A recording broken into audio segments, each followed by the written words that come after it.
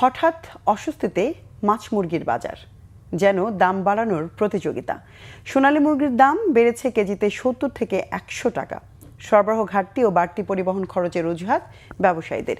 এই পরিস্থিতিতে বিপাকে সীমিত আয়ের মানুষ, তবে কিছুটা স্বস্তি সবজি ও ডিমের বাজারে।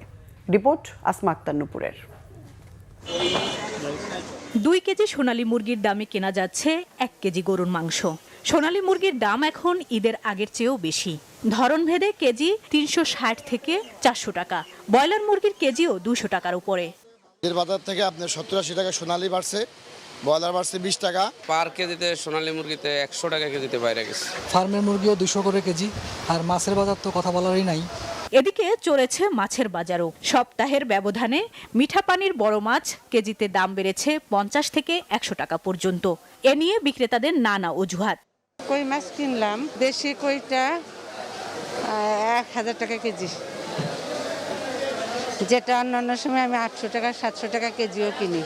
বাজারে কাস্টমার নাই, আড়তে দাম বেশি। দেখেন কোনো কাস্টমার আছে বাজারে? চিংড়ি মাছ এই আমরা চান্নাইতে এটি বেচি এলো 900-800, কিনে আছি 1100।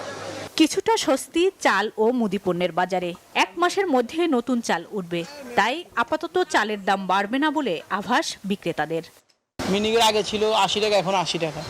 আটাশ আগে ছিল 50 থেকে 51, এখন 50 থেকে 51 টাকা আমরা বিক্রি করতেছি। এক সপ্তাহ পরে একদম বুঝে যাবে আসলে কি অবস্থা, বাজারটা কোন জায়গায় যায় থাকে। কাস্টমারও তেমন নয়, বাজার আগে যেরকম ছিল ওই রকমই আছে, তবে আর বাড়ার সম্ভাবনা এখন নাই, যেহেতু সামনে আমাদের সিজন। ঈদের পর সবজির সরবরাহ বাড়লেও ক্রেতা কম। রমজান জুড়ে শতকের ঘর পার করা বেশিরভাগ সবজির দাম এখন কেজিতে 10-20 টাকা কম। আসমা আক্তার নুপুর, বাংলাভিশন, ঢাকা।